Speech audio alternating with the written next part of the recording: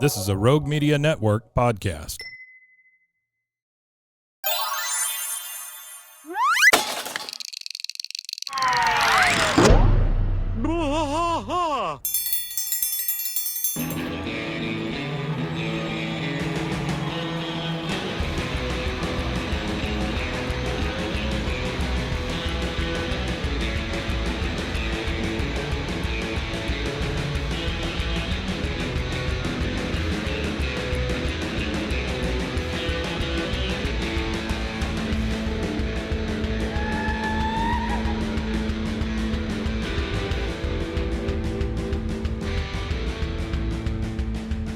I trash fight all through the night, deep in the heart of Texas. The trailer park is nice and dark, deep in the heart of Texas. Cat drinks his brew and he spits his chew, deep in the heart of Texas. The TV blares, but no one cares, deep in the heart of Texas. Here we go!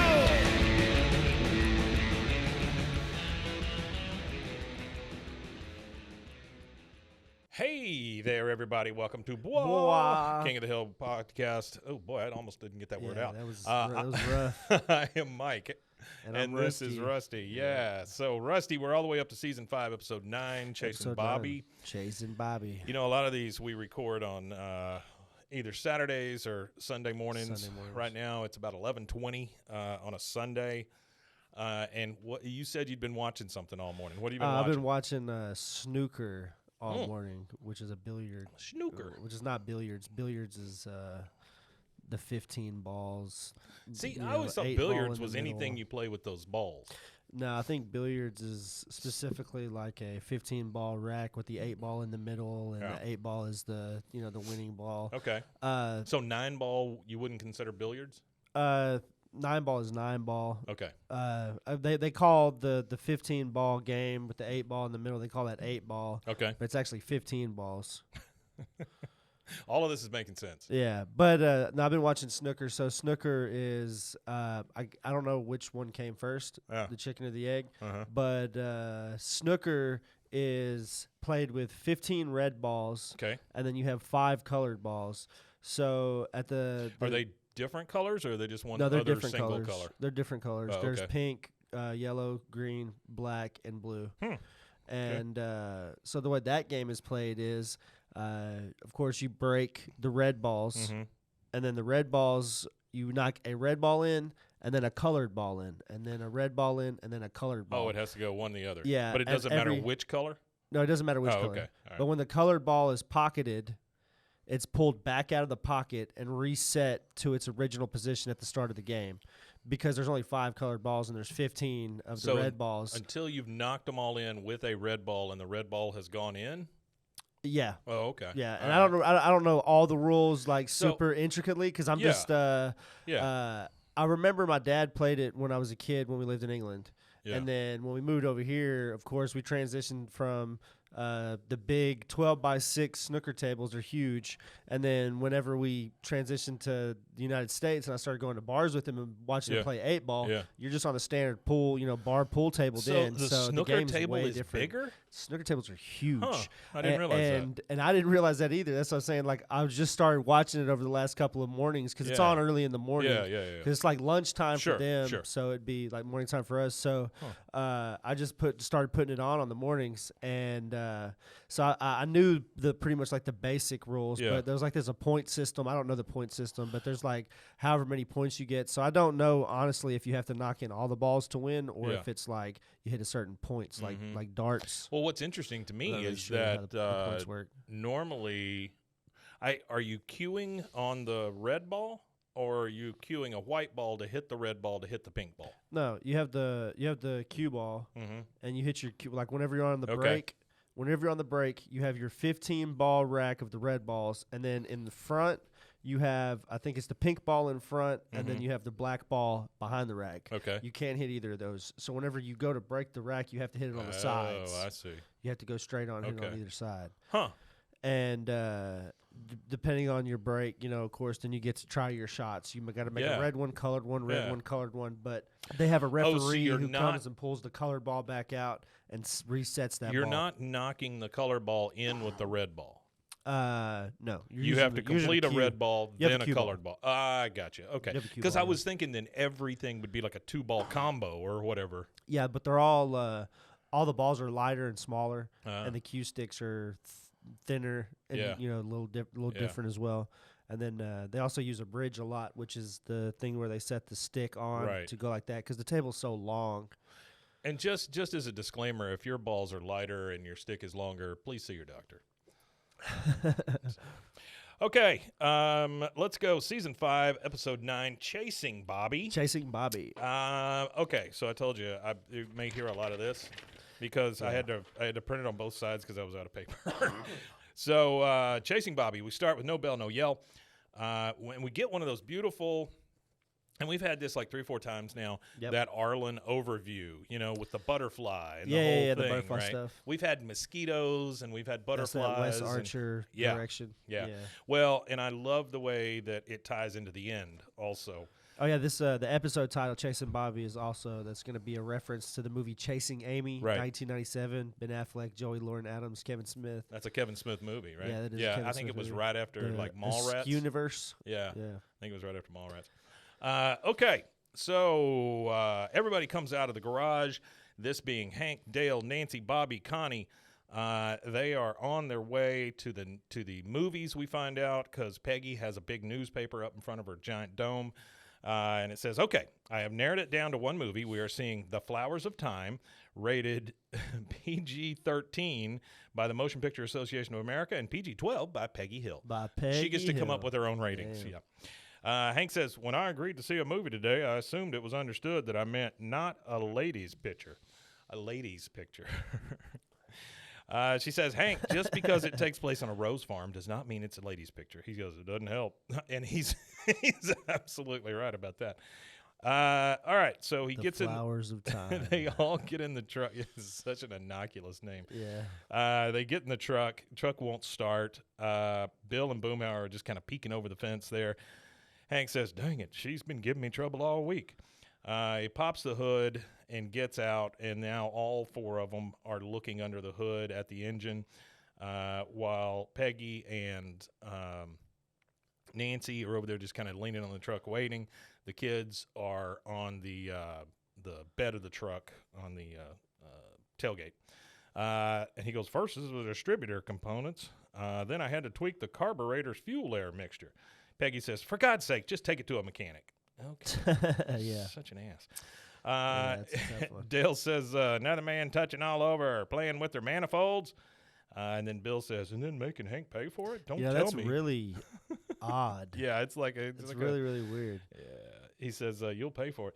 Hank says, Peggy, this truck's been through 4 presidents and 3 Cowboy Super Bowl victories. And that actually brings us to our first Artie fact. Go for it. So the 3 Cowboys victories. So this gives us a bit of time frame of how old this is Aikman, this truck is. Emmett Smith, and 1993, 1994, 1996. There you go.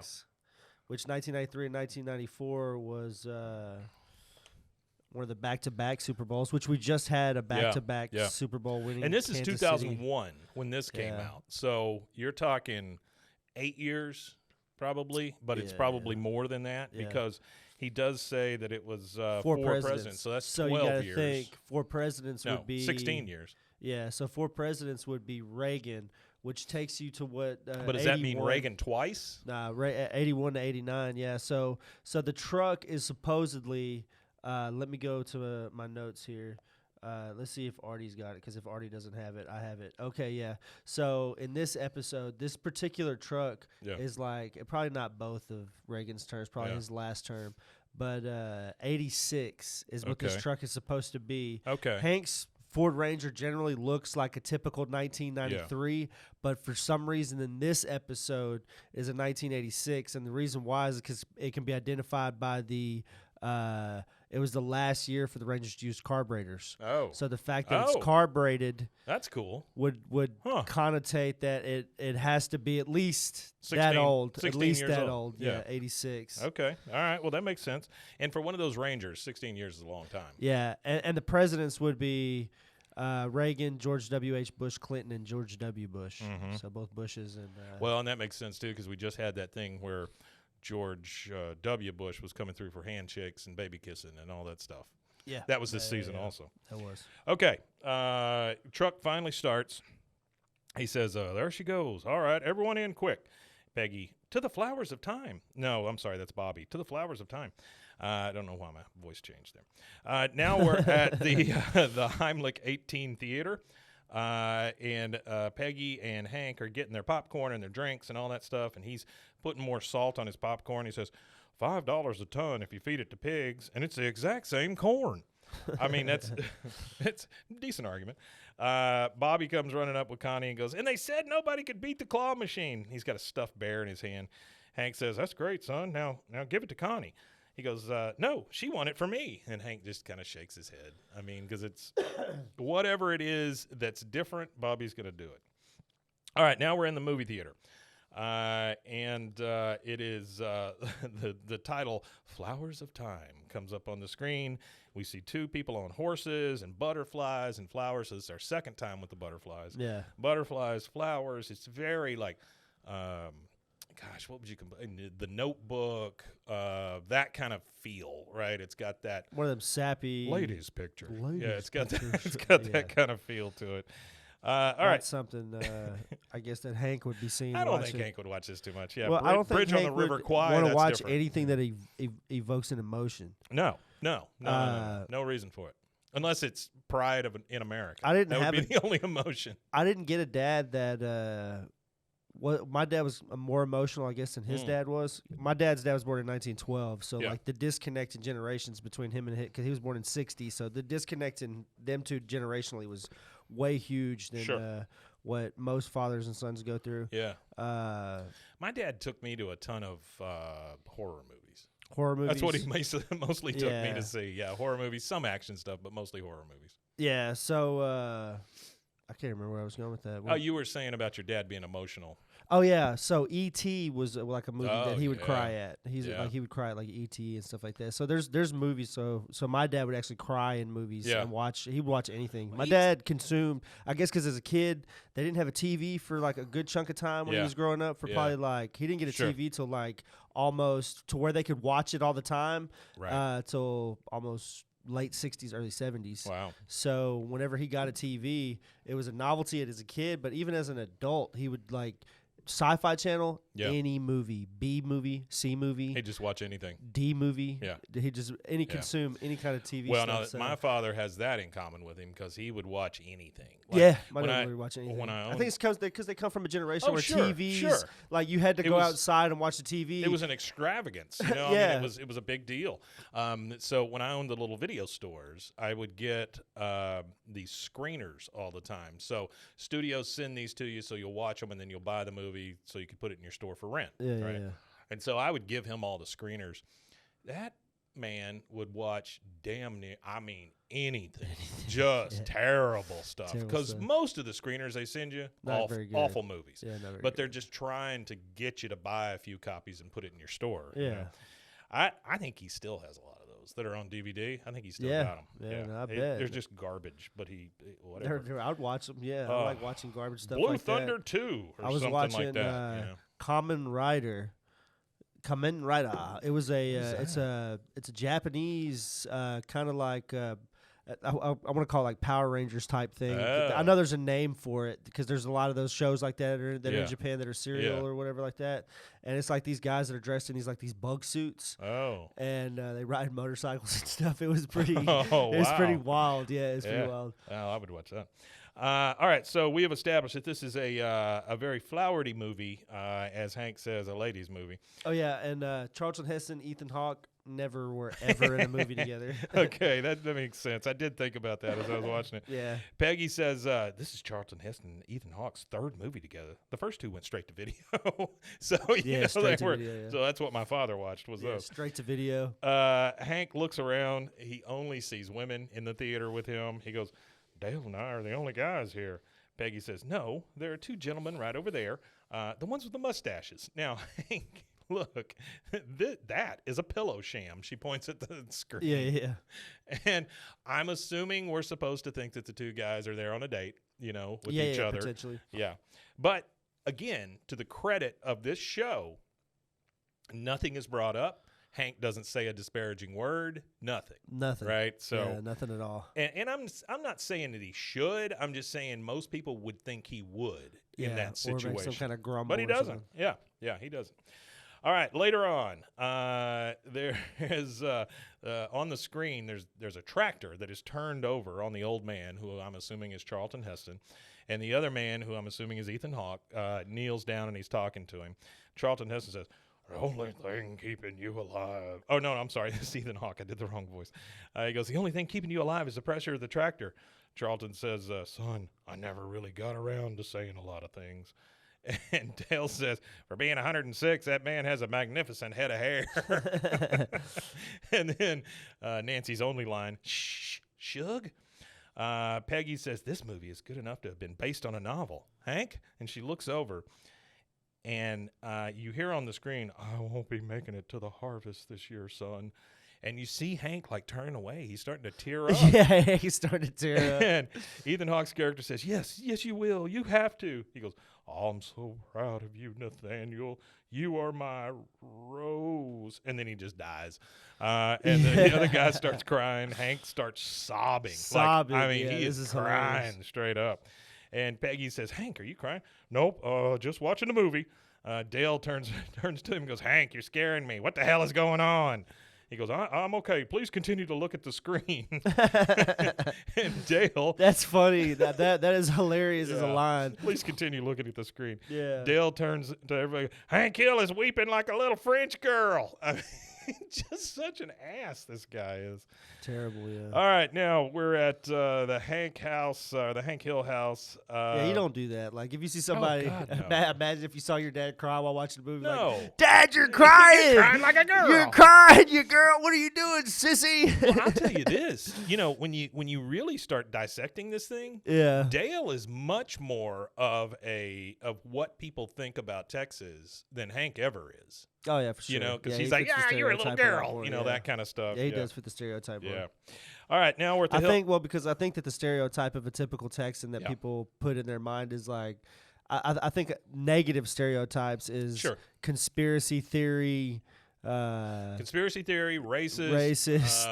misogynistic, homophobic, all kinds of, all of those things they attribute to Texas. However, I read a story yesterday. They could tack it onto the Texas government if they want. Oh, sure. Or whatever, elements of. The Texas government is all those things. Or elements of. I'm not going to say everybody, every individual participating, but elements of. Our governor rolls right in the room and just says something misogynistic and rolls out. Yeah. But I read a story yesterday about how most Gen Zers that are moving to a new state are moving to Texas. Which is weird. Which is really because you would think with all the crap that we have going on here with the anti-abortion and the migrant situation and the wall and all the crap that we're giving every human being, that you would think that those folks would shy away from it. But I guess because it's cheap. Well, gerrymandering too is a whole lot of the reasons, because we're considered we're like a purple state really, because all of our major cities, except for Fort Worth, are all blue. Yeah. So if Texas could really flip, and I think that's why they're so. Let me make vigilant. A small political announcement here. Okay, I'm not either side. I don't care, right? But I'm telling those Gen Zers that all moved here, you want to change things, then go vote, because what's happening right now is all the old white guys, they're going to vote, and you're not. So if you want things to change, go vote. Yeah, go vote. All right. So now we're at the Hill House. I can't vote, actually. You can't? No, I'm not. Well, because I'm not a United States citizen. Oh, you're not? You're on a green card still? Yeah. Huh. Well, I probably will be. Get out, foreigner. Yeah, get out, foreigner. That was a Dale in me talking. Yeah, no, you're good. No, I'm not at all. I can't vote, so really, my opinion doesn't matter in the process. It still matters. I'm taxed you still without representation. Here. Well, that's aren't we all? They're getting one over. They're getting one over on me. It's the Boston Tea Party all over again. I constantly feel like we have zero representation, and that's not just in Texas. All right, so we're at the Hill House. Bedtime. Hank is in the bed. He's flipping TV channels. Peggy's in there brushing her teeth and probably thinking something terrible.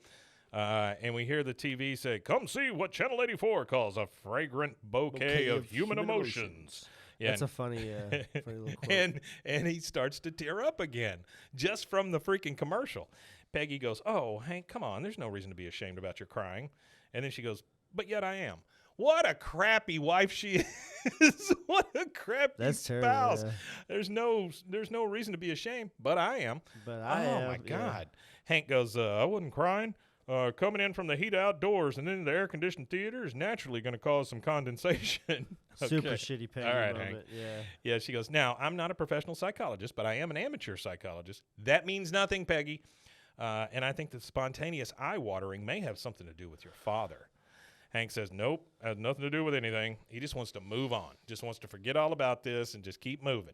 Peggy will not let any of this go. She don't let it go at all. Oh, God, she no. goes long on it. Yeah, She goes, she goes for too long. She goes, well, think about it. You have a strained relationship with your dad, and your greatest fear is that he will die without telling you how much he loves you. You are Ethan Hawke, Hank. You are Ethan Hawke. Such a bitch, man. That's a terrible. He says, that's just crazy talk. Our relationship is strained but fine.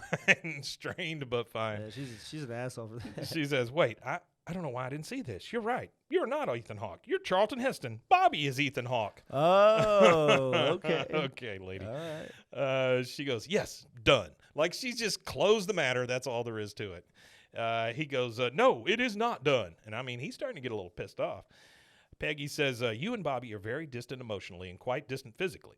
And you know that if you were ever pinned under a tractor, Bobby wouldn't be able to lift it, and you wouldn't be able to tell him that you love him. What? She goes, that, Hank, is why you were crying. Yeah. He said, no, there's something wrong with my eyes. Something seriously wrong. Yep, that's it. Good night. And he turns out and just rolls. He's just like, nope, my eyes are screwed up. Yeah. She goes, oh, okay. So now you're the amateur doctor. Interesting. God, what a turd the amount of repression right now, like the amount of repression that goes on in the next few scenes is insane. Like, I don't know how the man even shits at night. He's got to have a narrow sphincter, well, he too. doesn't at one point. Yeah, he's got to have a narrow sphincter, too, with that urethra. Man's so uptight that he goes to an actual doctor to get his eyes looked at. Now we're going to find out why Hank was ashamed to cry. He's out in the alley with all four guys, and ribbing him. Dell says, Bell, knock, knock. He goes, who's there? Boo. Boo-hoo. Boo-hoo, Hank. Just killing him. Bullshit. Boomhauer, man, that's a good one, man. I got another one. What do you call the difference between a man and a little squirt gun? What? Hank. And then they just all start laughing. Yeah, it's so rough, man. All right, now Hank is over there pouring oil into the truck, and Bobby's kind of helping him or watching or whatever. And he goes, so I forgot how long the straw was, and it caught me in the eye. That was Sprite running down my cheek, not tears. Yeah, that's a horrible excuse. Bobby's just like, okay. Peggy comes out. She goes, let's go, Hank. We have 2 o'clock with the optician at the mall. He's not a doctor, but there's nothing medically wrong with you, so it doesn't really matter, does it? All right, we're at the mall. We're at the Arlen Vision Center. And the doctor is looking into Hank's eyes. He goes, how much longer do you think you have to be this close to my face? The doctor says, I'm not really finding anything wrong with your eyes, Mr. Hill. Peggy says, just as I thought, and diagnosed yesterday. God, she would be so hard to just be around. You know, she's just a pain in the ass is what she is. She's a pain in the ass. It's so funny to me that he goes all the way to a doctor, to an optometrist, instead of to get his eyes checked out before he'll say I was crying. Why won't you just say you're crying, man? Wasting all those people's time, man. Don't want that. That's funny. All right, so they're back at the truck. Peggy says, are you ready to admit you were crying, Hank, or do we need to see a brain doctor? Because I will go right back in there and get a referral from the optician at the mall so we can see about your brain. He tries to start. The truck won't start. He just doubles over and starts crying. He goes, all right, you're right. I'm crying. You happy now? She goes, well, I'm happy for me, but I'm sad for you. What? What does that even mean? What an asshole. Yeah, this is one of those I'm happy for you. I'm happy for me. Hypertypical episodes for her. She goes, but, honey, I promise to keep this between you and me, Bobby and family therapist, and we will undoubtedly have to see. So, her, him, Bobby, and a therapist. But she's going to keep it under wraps other than that. Yeah, it's crazy. He goes, I'm not crying because of Bobby. Charlton Heston isn't me or Bobby. Charlton Heston is my truck. Peggy goes, nope, this is not because of your truck, Hank. I mean, Jesus, he's telling you exactly what it is. He says, I think something's wrong with her. I checked her this morning, and there was water in the exhaust, which, not a great sign. Not a great sign. And he just like, oh God, like he's just so broken up. Yeah. And that is the first commercial break. We'll take that, and we will be right back. What he said.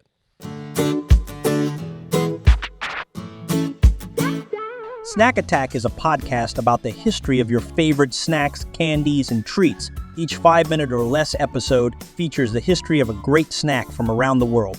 We'll also visit what the status of the snack is today and give you a little knowledge to lord over your friend. Snack Attack is available anywhere you get your podcast or at roguemedianetwork.com. Let's get snacking!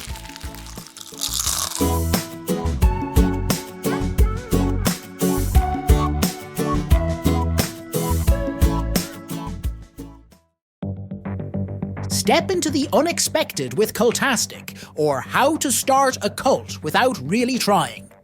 A podcast where cult creation unfolds in the most unpredictable way. Join us on a unique journey into the world of theoretical cult formation. Unlike any other podcast, each episode of Cultastic is co-written in part using ChatGPT, and we let it decide our fate, good or bad. What makes Cultastic truly intriguing? We don't know what's coming each week. Together with our AI co-author, we'll discover and build this cult, one episode at a time, exploring various aspects of cult dynamics, leadership, and group psychology. Delve into themes of charisma, influence, and the power of group thinking. It's a blend of expert analysis, theoretical exploration, and the unforeseen twists of AI-generated ideas. Remember, Cultastic is an exercise in imagination and education where we weave a narrative one episode and one tenant at a time. Curious about where this journey will take us? Subscribe to Cultastic or How to Start a Cult Without Really Trying on your favorite podcast platform or at roguemedianetwork.com. Let's build this mission to save the people of Earth, week by unpredictable week.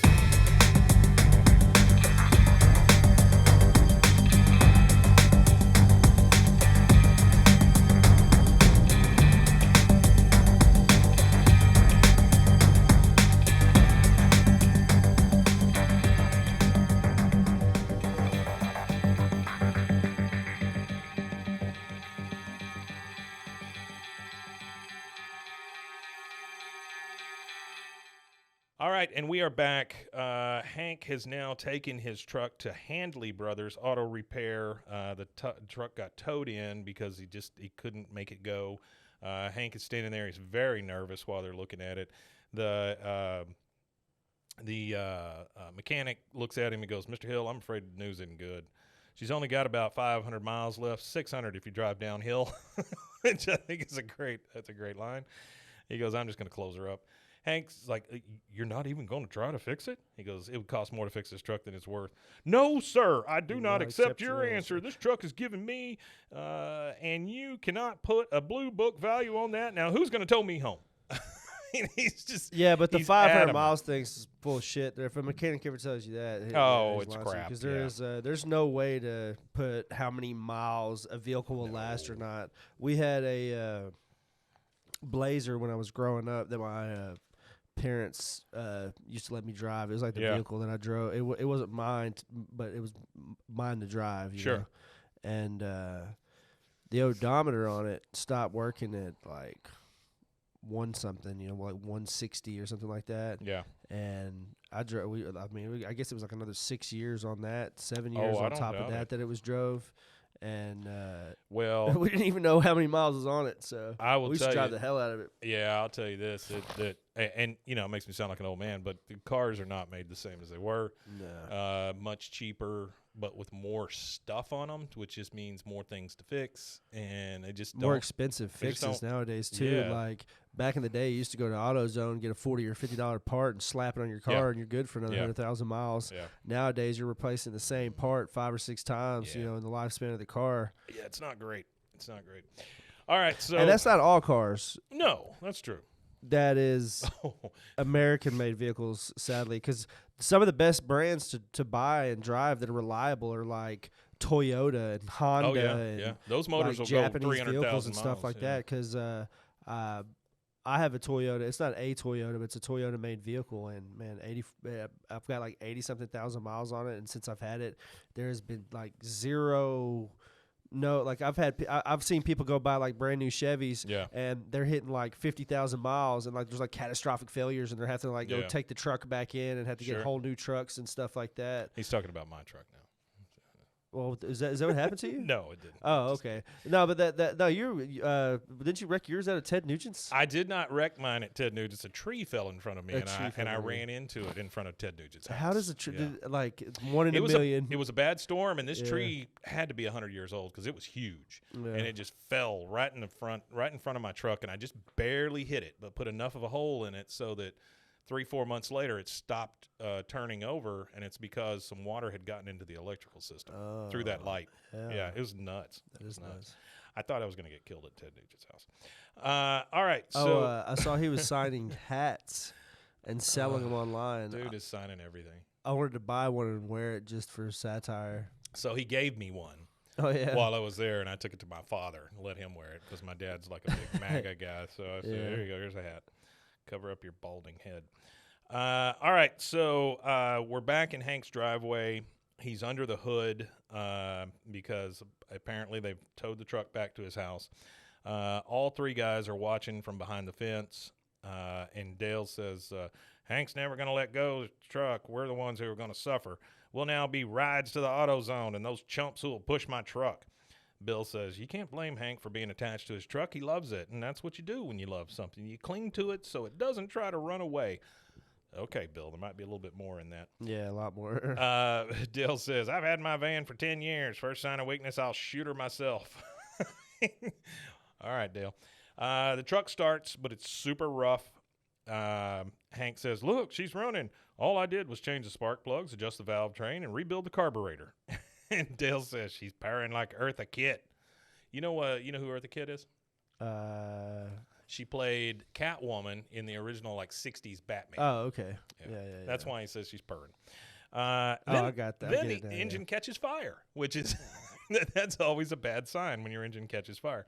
Boomhauer says, you got dang old fire in the hole, man. Ain't gonna do nothing but blow, man. Hank says, no, nothing to worry about. Probably just leaking the fuel line. I'll just have to watch it till the engine runs out of gas. And he's just got a fire extinguisher just putting out the fire in his engine. Later, they're all looking at it, and he goes... And then they use ether, something like that? Oh, I don't know. In a fire extinguisher? Oh, not a fire extinguisher, no. When they're messing with vehicles like cars. Oh, yeah. Like maybe. They're just all like, yep, mm-hmm. And then the fire comes up again. Hank goes, squirts it out, and he goes, yep. Let me. This is just yeah. Good for you guys, right? It can be used as a starting fluid. Oh yeah. That's in the starter cans. Yeah. Spray Ether. That stuff Because my dad he's been a mechanic since he was in high school. Oh, yeah. So it was his trade for a lot of years, but like he kind of just like he was a mechanic for some people, and then he'd go do something else like a shade tree mechanic, right? Like a guy who does it on his own time. No, I wouldn't say a shade. I would say a shade tree mechanic. A lot like higher skilled than a shade tree mechanic. He started out doing it in school, like learning it in school. Yeah. And whenever he graduated school, they hired him on at Conley or whatever, and for four years or so, something like that, he was like their mechanic, like on all the school buses and all that kind of stuff like that. But I've always seen him use and I asked him, well, that's ether. That's ether. Don't smell it. You move your head. Don't smell it. Stuff will knock you out. Oh, it's true. Yeah, it will definitely. What movie's that? That's why Fear and Loathing in Las Vegas. Yeah, we're on an ether binge, and they're just like stumbling into the casinos. Well, my dad used to work at an electronics store here in town, homegrown electronics store, sold to all the schools and all that stuff. But they had cans of starter fluid, and they had cans of this and stuff, and they would get guys come in there and buy it all the time, and then they just squirt it into a paper bag. They'd find them across the street, passed out, and all kinds of stuff. All right, so it's nighttime in the driveway. Bobby is in the driver's seat, and they're trying to get this thing going again. He goes, all right, Bobby, I think the carburetor just needs a little fine-tuning. Crank it gently. He cranks it a little bit. There comes the fire again. Now we get this flashback. Hank has this big, giant, full head of hair. Yeah. He's got a tie on. He's all dressed up. Obviously, it's a long time ago when he first got the truck. Sticker price. He goes out and honks the horn. Peggy runs out, and he goes, Peggy, I know you said you'd divorce me if I got rid of the Maverick, so I hope you were kidding. She goes, oh, Hank, it's beautiful. And then we go back to the current time, and we get another fire in the engine. So he was driving a Ford Maverick. That's pretty nice car. The Mavericks are back, right? Are they? Don't they make a Maverick again? I don't know. I think they do. All right, so next day, Hank is asleep. Yeah, they do. They got the 2024 Ford That's what Maverick. I thought, yeah. Yeah. Next day, Hank is falling asleep in a folding chair out in front of the truck, like he's sitting up with it, like it's sick. But the Ford Maverick was a car at this time, though, right? In the 70s. Now it's a truck. It was like a little bit bigger than a Pinto or whatever. Yeah. But now it's a truck. Yeah. So the new Ford Maverick they're weird looking. I'm not a big fan. One of those baby trucks. Yeah, I'm not crazy about that. Oh. So they have the Ranger and the Maverick. Then they're both small trucks. That's that new emerging market for vehicles. That how the vehicle market changes. Like we had the what do they call them? The mid-size SUVs, like the crossovers or whatever they call them. Yeah. So you had the era of crossovers. Was like there's a lot of crossovers being bought. During that. When they first came out, everybody came out with one, and you can go through a parking lot at a soccer game and look, and they all look alike. But you go look, and you'll see every single one of them is a different brand of vehicle, but they all have that similar look. That similar look. I really think that it used to be an art form back in the day, and now it's more function over form. Like cars? Cars. It used to be more of an art back when they were first doing it, and like especially that era of beautiful cars from like the late 50s all the way to like the early 70s, like that 20-year time period ish. I love a good like 67, 68 Mustang. Yeah, right? Those are beautiful. They're great. I had fastbacks. I had one of each. Cars. One of them I totaled twice, and the other one my cousin cracked the block on it. Oh no! But we had those Mustangs. But I will tell you, they were only like 15-year-old cars when you were getting ready to start driving, weren't they? I don't know about that. It was old enough that when I wrecked it the first time, they totaled it. So we redid the car, and then it got wrecked again and totaled again. So it got totaled twice. But I'm a sucker for like a 72 Mustang because it's got a big ass on it. Like it's just a big car. The closest thing it looks I ever more like had, a Challenger or something. I had like one of the last muscle cars, I guess you could say, if you want to call it one of them. I had the 5.0 Mustang motor in a 1996 Ford Thunderbird. Yeah. And that sucker would get it.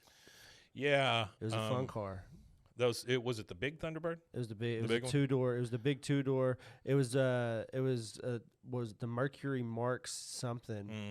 They were like similar because if I ever had to go to Pick and Pull to get a part, they give you the list of like what cars you could get parts off of, and it was they looked almost inside. They almost looked identical. Yeah. Because the Mercury is made by Ford. Obviously, my parents got one of those big Thunderbirds when they first came out, and I backed it out of the driveway and ripped one of the doors off.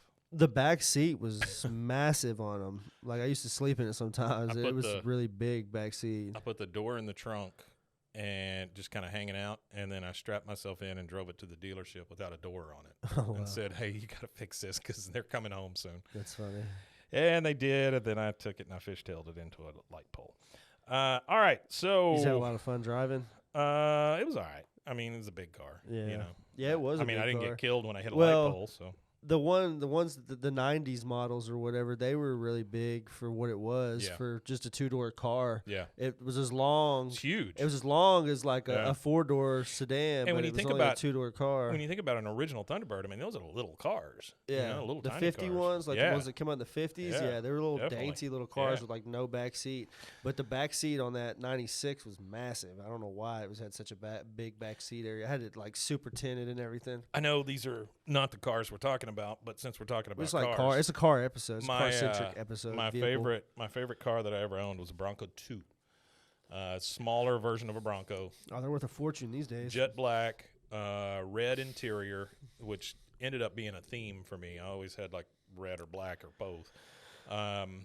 But the cool thing about it is I put tint on the window so that it was dark as hell. Yeah. Had a giant Oilers sticker on the back window, and I cut around the tint so that it would shine through. And it was, But the best thing about that car was, or truck, or whatever you want to call it, it had this huge, you could lay the back seat down, and it was a big area. Yeah. So big that you could maybe get a sleeping bag and a girl back there or something, while somebody else is driving. Ideally. So that was my favorite part of the car. Yeah. I guess my favorite car, since we're talking about favorite cars we've owned, was I actually had a smart car, like a 2016. And the little one? The little ones. The funnest thing about them was it's like a go-kart, but it's street legal, and it goes like 110 miles an hour. Oh, yeah.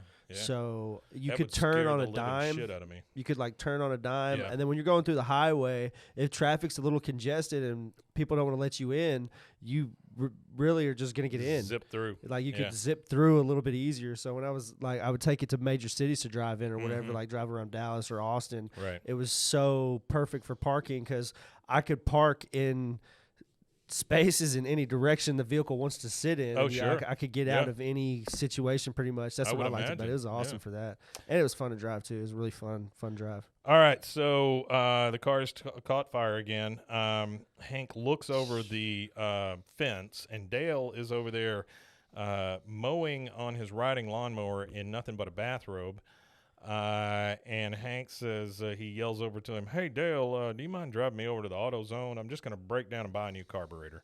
Dale says, "And so it begins." All right, now we're at Strickland Propane. Buck is right in front of the building, and he is pacing up and down. You can tell Buck is nervous. Yeah. Hank finally comes pulling up, and he goes, "Sorry, I'm almost late, sir." Almost, by the way. "Sorry, I'm almost late, sir. I tried that new left turn on 4th. It was okay." I mean, is this we're making reviews of turns? Yeah, I don't know. Okay. Buck says, yeah, I need you, Hank. Clark Mobile Homes is threatening to cancel their account. He says, "Oh, God, they have a heated pool and communal barbecue pits." He drives off with Buck. He goes, "What do I mean? What seems to be the problem with Mr. Clark?" The truck is kind of sputtering. It's starting to overheat as they're driving it. And Buck says, "It seems Enrique's been short filling their tanks." He goes, "Why would he do that?" "Well, I told him to. Craps almighty, it's hot in here." So you see the little gauge, it's starting to point to hot. Yeah, and he's got the vents on, so it's venting off the off the motor. I have been there a million times. Yeah, I've been there a couple times. Hank We'll never do it again. Hank says, "Really? I was just thinking it was a little chilly in here." "No, you weren't, Hank." Yeah, no, he's starting to make excuses now. Yeah, the car is literally dying. The next thing we see, they're in Clark's office, and Clark is talking to him. By the way, Clark with his big gold chain, his glasses on a string. I mean, he looks like not a pimp, but maybe a bookie. Yeah, that kind of he looks that kind of. He goes, "Now somebody's lying to me. Let's see. Is the girl in accounting my daughter or you fellas?" And it shows Buck and Hank, and they are just sweated to the bone. I mean, their just clothes are all wet and they look gross. Buck says, "Scout's on it, Roy. If Hank says those tanks were filled, by God, those tanks were filled." Hank says, "Actually, sir, if you recall, what I said was, woo-wee, I don't like to get this sweaty unless I have a, little lady to towel off on." He gets up and he just passes right onto the floor. Yeah. Hank says, "We lost the account, didn't we?" And talking to Clark. All right, now we're at the dinner table with Peggy and Bobby. He's such a sketchy person. Strickland is so sketchy. Bobby is regaling Peggy with tales of his day. So I raised my hand and I said, "Mrs. Donovan, I think I speak for the whole class when I say homework load has been a little heavy lately." And the class erupted. It's just such a big deal. Hank comes through the front door and he is just super depressed looking. Peggy turns to him and goes, "Bobby was right in the middle of a great story. Start again, Bobby. Lots of energy." He goes, "Okay. It was a day like any," and then Hank butts in angrily and goes, "Here's a story for you.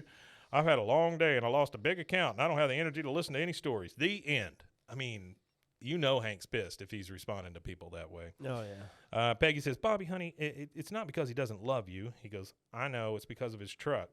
She says, "Well, that is what he keeps saying anyway, but I think it'd really help if your father fix his truck if the two of you spend some good time together." And Bobby says, fixing his truck? She goes, oh, it doesn't matter what you do, Bobby. No, wait, honey. Don't tell him any more of those boring school stories, okay? Boring school stories. She's just such an ass to everybody in her family. She is terrible. All right, Bobby. Especially to your kid. Oh. Like, tell me about your day. And then they were like, all right, that was one too many stories. Yeah, I'm it doesn't good. matter who it is. She's just an ass. Yeah, she is. All right. She's all for Peggy and all for none. So Bobby goes out to the garage.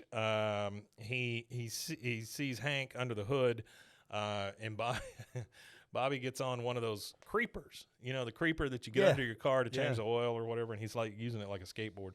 We had something like that in first grade where we would roll around on. Yeah. I remember those. Those were fun. Yeah, like until somebody gets their hands run over. Yeah, when you're doing like full speed and you're not really paying attention to where your hands are, you kind of like you're holding on to the side, and then you kind of tuck your hand a little too far, and you catch the wheel with your hand and throws you forward. I get flashbacks of that whenever I see hockey game.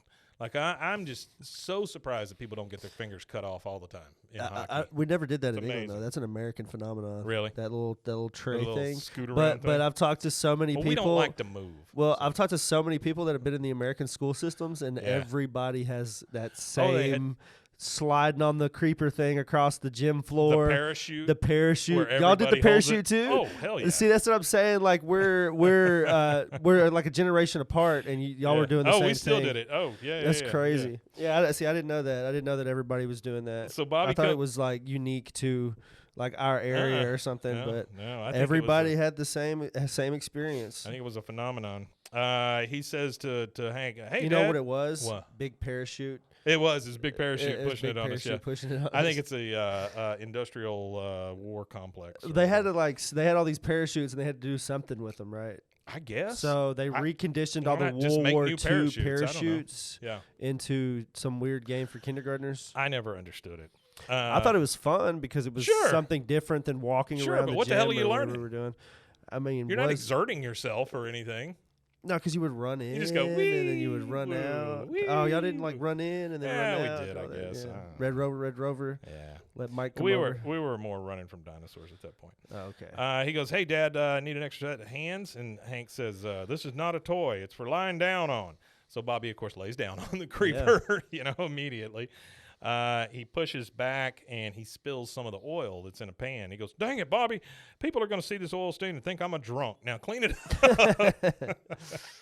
He throws a newspaper at him for him to clean it up. Bobby looks in the newspaper and sees an ad for Pickup Truck Heaven in West Durndal. And so now we're inside. Hank is looking at the same paper because obviously Bobby's pointed it out. He goes, we perform miracles at Pickup Truck Heaven.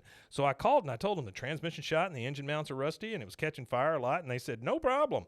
Hank says, this place is all the way in West Durndal. I'm not going to drive my truck 40 miles on some magic carpet ride to do some jackass mechanic can tell me there's nothing he can do. Damn, Hank, tell him what you think. He goes, come on, Dad. Your truck drove to the hospital when you cut your toe with a weed whacker. You owe it to her to at least try. Yeah. And that resonaes with Hank, right? Because he sees his truck as a person. Yeah. Peggy. He has personalized this truck. Oh. And, what is it? Anthropomorphic. Anthropomorphic. Anthropomorphized this thing. Peggy says it's so weird. It's like you could almost write a romantic novel about Hank and the love of his truck. It's weird to me I wonder what that would look like. How we always feminize things that aren't alive. Like the ship is a she or a her. Car, same thing. Yeah. Peggy, well, if anybody wants to write the fan fiction of Hank and his truck's love story, I would love to hear about Hank hitting that. Get on ChatGPT and write a 5-chapter love story between Hank and his truck. Peggy says, and you owe it to Bobby to take him along. After all, this is his brilliant idea. I wish I could take credit for it. Oh, I did buy the newspaper. Damn, Peggy. Damn. None of this stuff makes any difference, and she's always like stepping in front of people. She's wild. It just sucks. Yeah. All right, both of them are in the truck, Hank and Bobby, and they're driving to West Durndal. Bobby is looking at the paper. It does have an oil stain on it because he was trying to sop up the oil with it. He goes, I'm not sure. The address is either 1523 or 1528. It says, look for the giant inflated gorilla. They drive up and they see a giant gorilla, and he goes, is that it? Well, yeah, Bobby, that's probably it. It's the only giant gorilla. They get out and they go. It's the other giant inflated gorilla 5 miles up. Gorilla. Sorry, you got a little ways to go yet. They get out at the lot here, and man walks up and he goes, "Hello, I am Marty Mendez. You must be Mr. Hill. I recognize your truck from your son's description. You have my condolences." Hank says, "Tell me, Marty, what do you recommend?" He goes, "A new truck." And that's when Hank clues in, looks around, boop. And realizes. Bobby hit him with a quick one. Bobby drug him all the 84 miles, which is, I mean, when you're in Texas driving 84, I was about to say 80 morph miles. 80 morph miles. When you're driving 84 miles, it's a lot. It's a lot of miles. Yeah. That's like. And there's probably nothing between here and that 84 miles. That's like the distance between here and like Fort Worth or Dallas. Yeah. It's about an hour and a half, 2 hours from us, something like that. Yeah, that's crazy. All right, so he looks around and he realizes, oh, shit, I'm on a used car lot. And he goes, "You're not a mechanic at all. You're a salesman." He goes, "I am the salesman. Salesman of the month, March 1998. I'm sure I mentioned that to your son. I'm very proud of it." He just looks at Bobby and goes, "How could you?" All right, and that takes us to our next commercial break. We'll take that, and we'll be right back.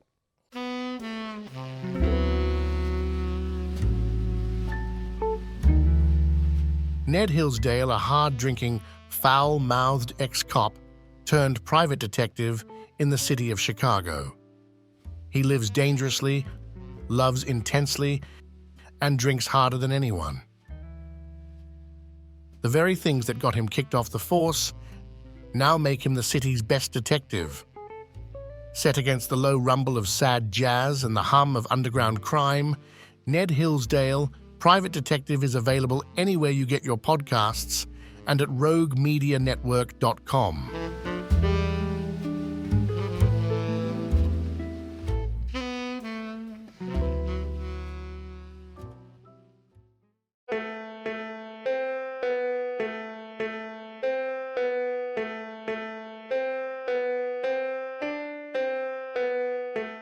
From Boobays, a horror movie podcast, comes Abaddon Eyes, exploring the Hell House LLC universe.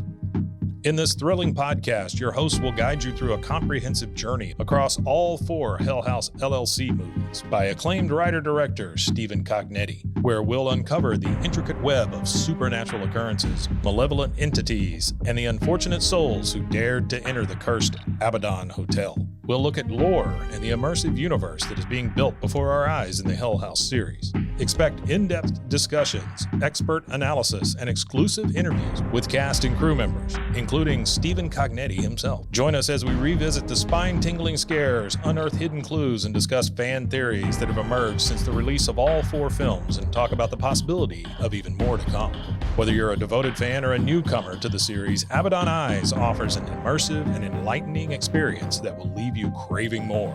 Subscribe now and embark on a journey that will challenge your courage and leave you questioning reality. Welcome to Abaddon Eyes, exploring the Hell House LLC universe, where the horrors of the Abaddon Hotel come to life through the power of audio storytelling. You can find Abaddon Eyes, exploring the Hell House LLC universe anywhere you get your podcasts or at roguemedianetwork.com. All right, and we are back. And we're back. Yeah, we're back at it now. Hank and Bobby are back in the truck, and Hank is pissed. He's like, 84 miles, I'll never get back. Bobby goes, "It's not my fault. Mom did buy the paper, so Mom bought the paper." Well, what I'm saying is it's been passed down from Peggy to Bobby in certain circumstances. No, he's savvy of how his mom is. He's well aware of what she does, and that's his way of flipping it back on her, I believe, is like, if you're going to be mad at me, you better be just as mad at Mom, because she did buy that paper. He goes, "I'm as mad as her as you are."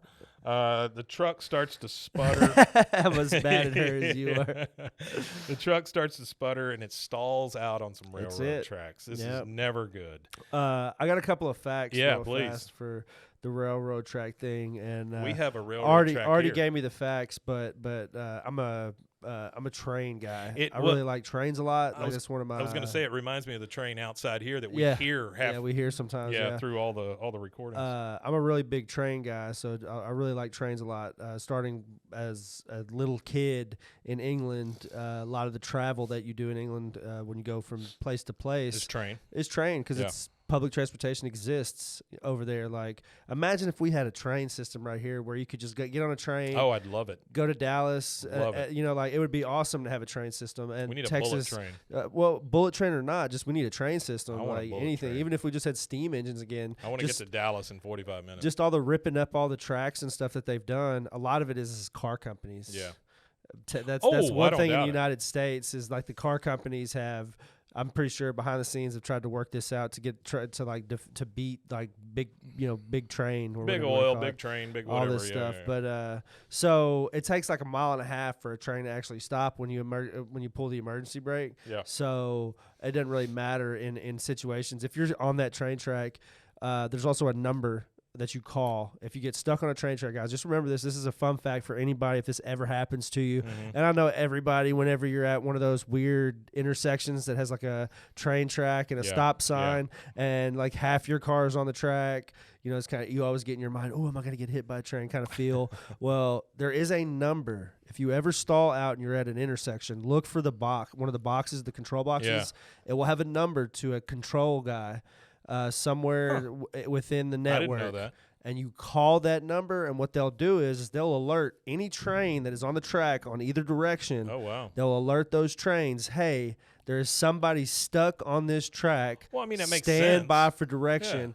Don't, like, we'll let you know if you need to hit your brakes before you get there. Yeah. So they're able to judge on their GPS, because they're all GPS now. They'll be able to judge how far it is for them to stop before hitting you, so they'll be able to stop way ahead of time if you're actually stalled out. You know, don't ever go abuse that, because Lord, no. That's a God. federal offense. I'm pretty sure false reporting. Oh, it'd have to be false reporting stuff on a railroad, because the railroad is really weird, and anybody that's ever done their own taxes knows that, like, it always has like, were you the military or a railroad or whatever, because they have their own federal like income stuff that they do with the federal government. It's like up here on this floor, the company that shares the floor with us, all they do is postal insurance. So it's the same kind of thing. Same kind of thing, they're all segregated like that. So they sputter out and they stall on the railroad tracks, and he goes, "Come on, Bobby, take the wheel." And he gets behind it and tries to push the truck, and he goes, "Oh, I can't push it myself. She's too solidly manufactured." It's so funny. The next thing we see, he's under the truck working on it on the tracks, which is a dangerous place to be. Bobby is over there balancing on the train rails and stuff. And he goes, "Stop making train noises. It's not funny." He goes, "Dad, it's not me. I think there's a," and then you see the guards start to come down and the bells are going off and all the ding, ding, ding, ding, all of that stuff. He goes, "Bobby, get away from the tracks now." "Dad, leave it." He goes, "Stop. Someone's on the track. Stop train. Stop." He's out there trying to wave the train down and all that. And it won't stop. Yep. And then he gets back in, tries to start it. Nothing happens. He runs out. Bobby falls down the hill because he's trying to run. And then finally the train comes by and crushes the truck and carries it about half a mile down the tracks. If you're ever something I do in the background sometimes is just as background noise. You could go on YouTube and they actually have live train noises cameras. They have live live cameras on train cool. tracks, and they do it for air traffic too. There's a guy in Dallas that goes out there and sets up cameras. He's got like a live stream that he does where he'll sit there and this is plane Boeing blank blank blank out of wherever it's landing in, cool, flying out of, and you can also see train crashes. Oh, wow. So a lot of these live cameras will go and they'll piece together these compilation videos of footage they've caught, live action footage, and you could see train crashes. It's one of those things where it's like you don't want to look, but the euphemism is everybody likes to look at a train crash. Rubbernecking, that's exactly what it is. Cool fun fact real fast for you. I don't know if you know this. You probably do. There used to be out towards west, they set up this West, Texas, not West Texas. They set up this little town, and this was an exposition with the train companies where they slammed two trains together, Have you ever heard about that? Yes, I have, because one of our shows here, Waco History Podcast, they covered that a couple of times. Yeah. It so for those of y'all that don't know, you can look it up. It's called The Crash at Crush, and what it was is Katy Railroad at the time was doing like this exposition where they were trying to show off their trains and stuff. So they thought, let's slam 2 trains together. When they slammed those 2 trains together, the population of Crush made it the largest city in Texas. There was that many people that showed up to watch it that if they counted counted it as the population of this town, because it was a pop-up town. Yeah, sure. They created a whole name for the city. Did not There's know a marker. that. There's a marker out there somewhere for it, like an actual numbered historical marker with the Texas Historical Association or whatever. And they just slammed these 2 trains together with crowds and crowds of people. Wow. So you could imagine what happens. There's a photograph on the internet of, you see a guy that like a piece of metal flies by him, and you can see on the camera the whole explosion and everything of these trains. But they said that it blew pieces of train like almost a mile away from the crash site. And it was 2 boiler trains. It was 2 this was high big trains. This was big old pressurized steam trains.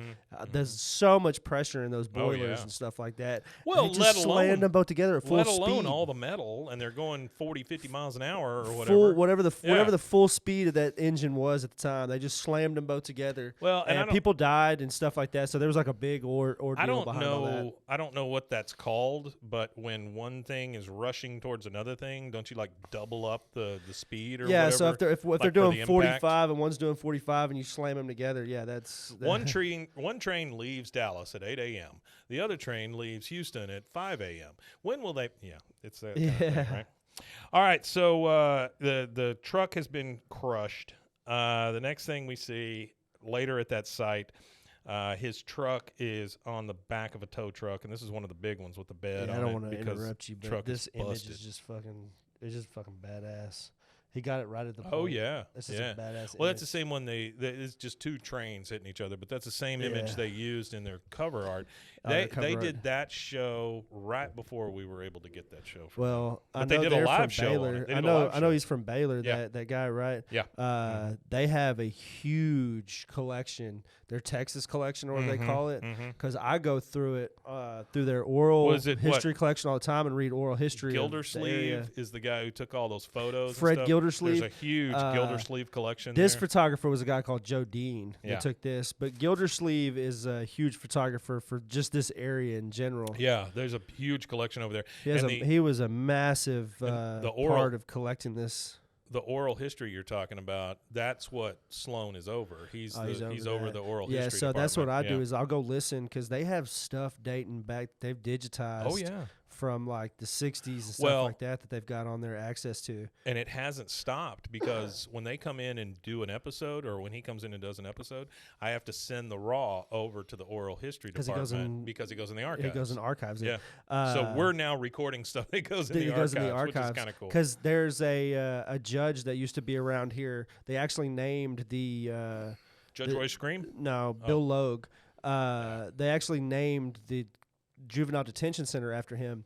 I grew up in the neighborhood that the juvenile detention center sat in, so I always saw that name. Well, when I started going through the Texas history collection, I started like clicking all these local names and stuff, and you get his entire history from when he grew up in Spiegelville, before Spiegelville was flooded out and made the lake, because they added the lake. Took over the original Spiegelville area. So just hearing like how this entire area grew, and listen to the story about these almost frontier-like experiences, not like completely, but only 100 years removed from us kind of thing. It's kind of cool, especially in the area I live in. I always find this stuff fascinating. All right, listen real carefully. You can hear that train. I love there it goes. Trains. I know it sucks in a recording. Well, it does suck here, but I love this sound. Apparently, they've reached some sort of deal where they're going to have these little quiet zones where the train doesn't honk as it comes right through the main part of the city. Yeah, they're invested in millions of dollars, I'm sure, from all the taxes they collect from us. high amount of taxes for property anyway in this area right now. But they're supposed to be redoing each corner to make them safer as well. Because in the area that we're in, guys, it was dead for a really long time. Yeah, and the infrastructure never has not reached didn't keep up. At all, zero. Like they're just now getting it to where traffic isn't god awful. And it's still god awful. And so these crossings, some of them are really rudimentary. Some of them weren't even put in until like the 70s. There's some long ass trains that come through here too. Yeah, it's a big freight highway. That's why it's like a big you can look way back here over to your right, and it's still coming. It's been coming for 10 minutes. This is a big freight corridor right here because it goes straight into the Belmead train yard that's right over here. That's still a train yard. It's not a big. It used to be the second largest steam repair shop. That's how Belmead really started. Wow. That's the name of Belmead comes from the guy. It was his hometown in Tennessee. It was called Belmead. Belmead. It was a horse farm. He grew up on Belmead Horse Farm, and that's why they named it that. But the train yard they still use as like a hub for swapping cars and stuff like that. So that's why that is right there where it's at anyway. So we're at the crash. That means anything to anybody. No, you're good. You're good. Yeah. And the truck is being towed away, like I said, on a flatbed of a tow truck. And Bobby says, so that's what it sounds like when a train hits a truck. A little more trucky than I would have thought, considering how much train there was. Yeah. That's a wonderful line by Bobby. Line. That is a great line. Hank, being pissed, looks at Bobby and says, this is all your fault. You killed my truck. He goes, I was just trying to help, and if it wasn't a train, it would have been something else. The mechanic said he only had 500 miles left. Even if he was right, which he wasn't, I only drove 5 miles a year. I could have had her for another 100 years. We should have asked for a lift.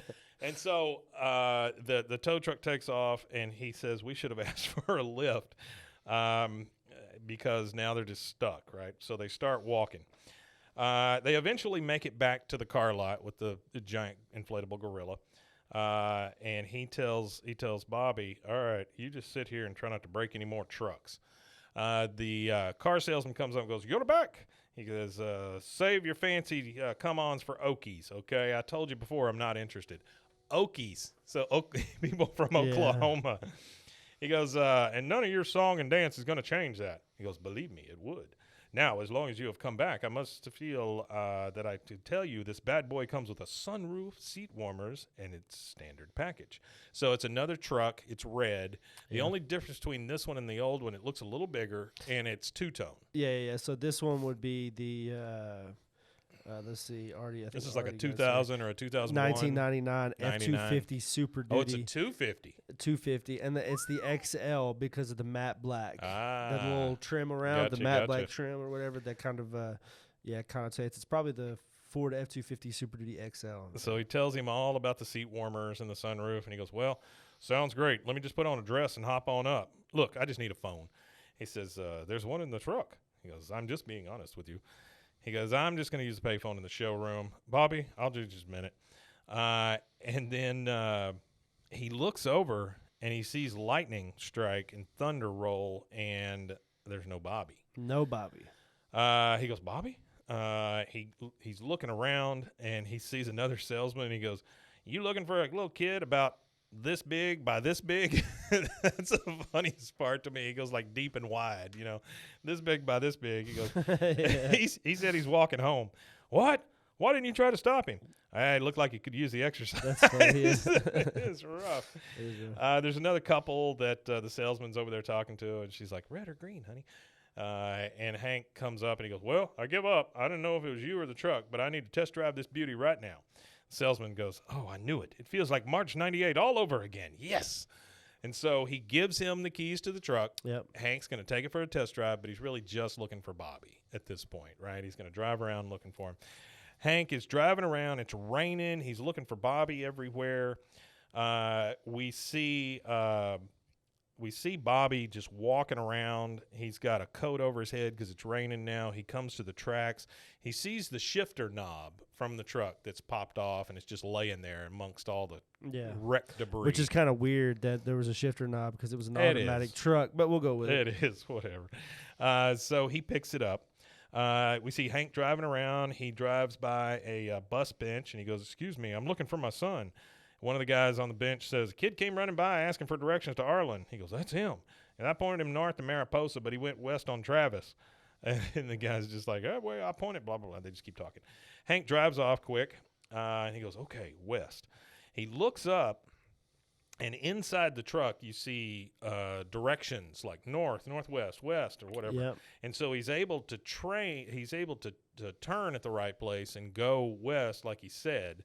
And so that's kind of Hank's it's got the first, compass on it. Yeah, that's Hank's kind of first where he goes, "Oh, well, that's not bad." That kind of that thing. Blazer right? I was talking about earlier had the compass on it. I always thought it was so cool. I was like, yeah, I know which direction I'm going. I know I'm going north, damn it. Shit, I'd still take that because I have no idea where I'm going. All right, so now Bobby, we see Bobby. He comes to a big puddle of standing water. He tries to get over it. His shoe sticks in the mud. Then we're back to Hank. He finally sees Bobby because he sees like his shoe prints and all that stuff in the mud. He goes, "Oh, Bobby." And then he stops real fast to avoid a tree in the road. And then he goes, "Oh, anti-lock brakes. That's why they didn't lock." Well, yeah they're anti-lock brakes, Hank. So that's his second clue that this truck is really nice and it could be something he could really use. You see Bobby wriggling out of his socks at the top of the hill, and he wrings them out.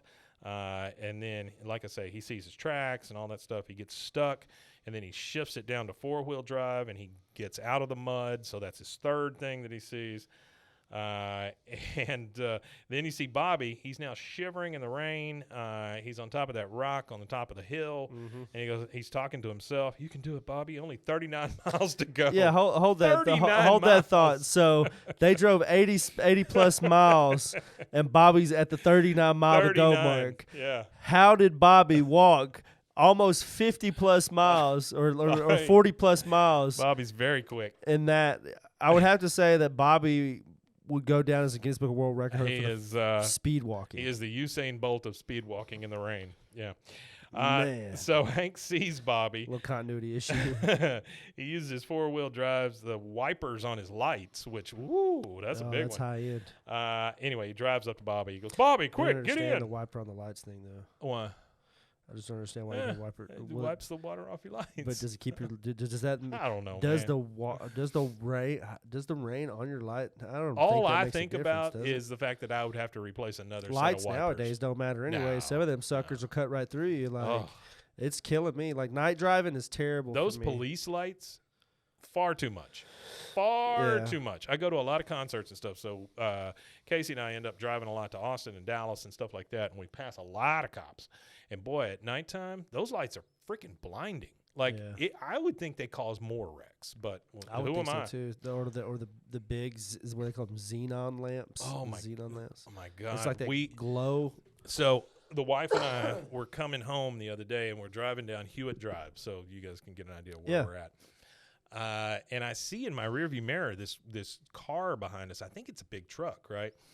And it's got just this solid bar of lights. Like a solid bar. It's not individual lights. It's like one big bar of light. And I was like, "What the hell is that?" And I asked her about it. She didn't know.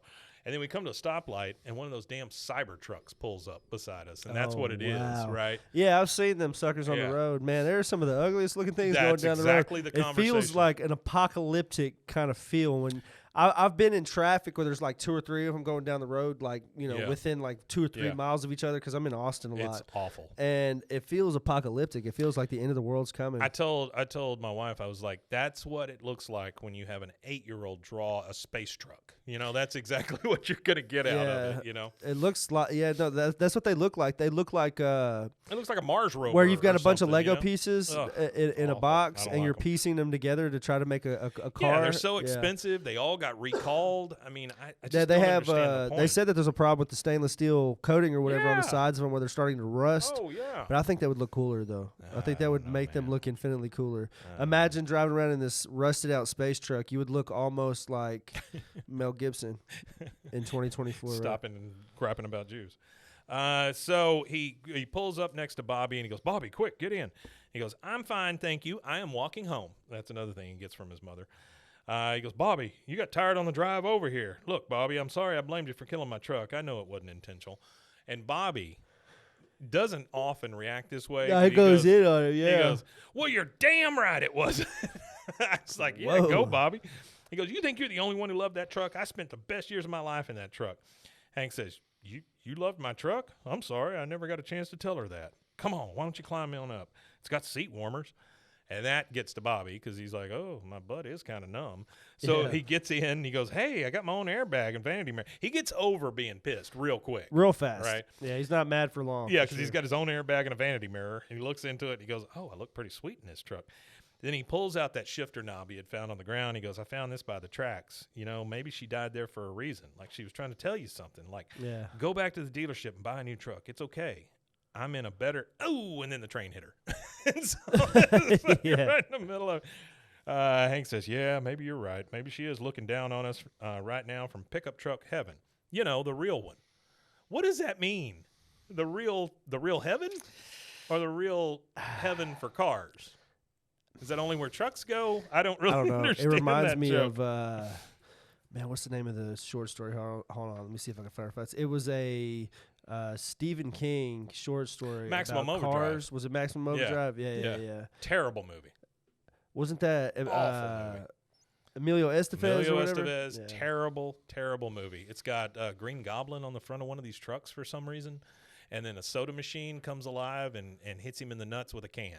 Yeah. After that, it was a good just story, like, though. Fuck that.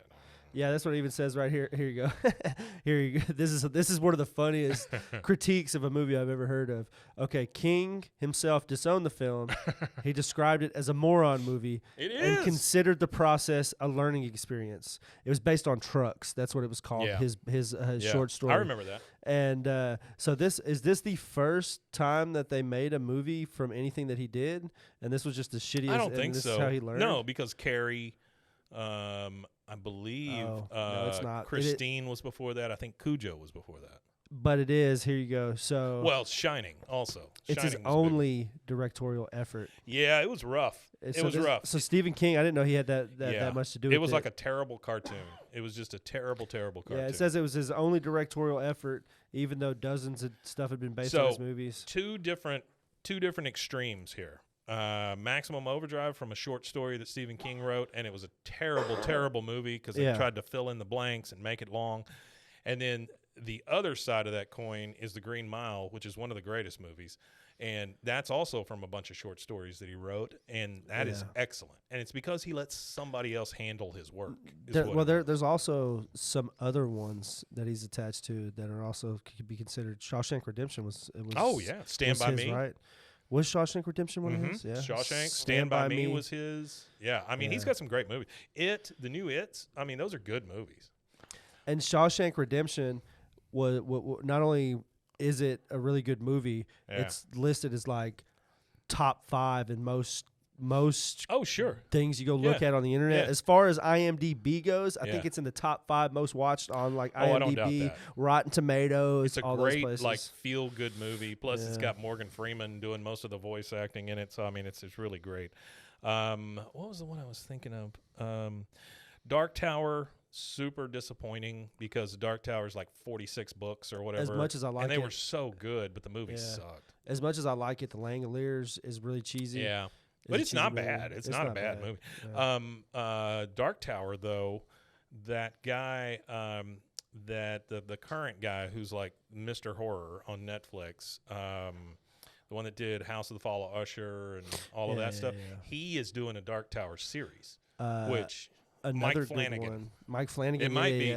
That would be really good. That would be because good. it needs that sort of treatment. Yeah. Because Dark Tower is an excellent story. No, it's really good. Another good one that I liked. It was Needful Things. Yeah, that was a really good one. That was a good one. So he goes, maybe the real one, the real pickup truck heaven. Whatever that means. Bobby says, oh, man, there's something in my eye. So he's starting to kind of tear up now. Hank goes, yeah, it's a new car smell. It's very strong. Bobby says, I love this truck. Hank says, yeah, me too. But When we get back to the dealership, pretend like you hate it. and then at the very end, a butterfly flies by and it just pulls it all together. Yep. You know? And pulls it all we get the credits, and then after the credits, we hear Peggy say, "To the flowers of time." Yep, to the flowers. Or I'm sorry, it was Bobby. Time. But that's it, guys. That is season 5, episode 9. Chasing Bobby. My papers are all over the place. I'm not used to them being on front and back. But I want to thank everybody for being here. We really appreciate it. And you want to tell them where they can find us? Yeah. Sorry. You can find us at bwaaakoth.com, or you can find us at bwaaakoth on social media. That's it. You can also find this and a bunch of other shows at roguemedianetwork.com. We would be happy to see you there. What was I doing? Last night I was making some new shows for Snack Attack, which is just a little like 4 or 5 minute thing about snacks that have been discontinued. What did y'all talk about? We didn't. It's mostly a generated show. Okay. But like I was noticing last night that the Pepsi Clear was getting a lot of the hits. People want to hear about it. So I do Pepsi Clear, Jolt Cola. I did Waffle Crisp. Anyway, it's just Reggie Bar, things like that. Yeah. Just discontinued candy and drinks and sodas and snacks. And then there's Ned Hillsdale, private detective. I think I made 10 new episodes last night, something like that. I was just sitting there just cranking shit out yesterday. But anyway, there's a lot of stuff out there if you want to take a look at it. Another one is Cultastic, or How to Start a Cult Without Really Trying. That is a cult that is being generated by ChatGPT week by week. So there's some fun stuff to listen to. Now, I will say this. I had a thing happen this last week. I put out a thing on Instagram and said I'm looking for people that are interested in hosting true crime, because true crime always does well and all that. But with the advent of ChatGPT, I've realized you can make up these crimes. So it'll spit out police reports, it'll spit out all the stuff, right? And you've got a whole like little universe it'll build for you around this crime. And so this show will be about those crimes, right? So not true crime, but false crime. And I met a lady the other day. Hilarious. She came in, and my God, I couldn't have found anybody better to host this show. And so she's been dealing with ChatGPT for like a year and a half. She's good at prompts and all this stuff, and so she's going to help me develop some of the content and everything. We're just looking for a co-host at this point. But be looking for false crime, because I think that one's going to be kind of cool. Yeah, we don't have to cool. And I told my wife last night, I was like, we don't have to wait for anybody to be killed. We can just make it up. Nobody has to really die for it, But we got all that coming up, guys. Please take a look. Also, February 29th, March 1st, and March 2nd, we will be holding the 3-day Waco Block Party here. Lots of live shows, music, movies, all kinds of stuff. But 3 days in Waco. If you're around this area, please come see us. We will be playing, I believe, on the 2nd, and Flame Trick Subs, our buddies that do the theme music for this, will be opening for us. So awesome! I'm really looking forward to that. Yeah, me too. All right, guys, we will see you again on Friday for That Ain't Right episode, and in the meantime, we matanye. We matanye, indeed.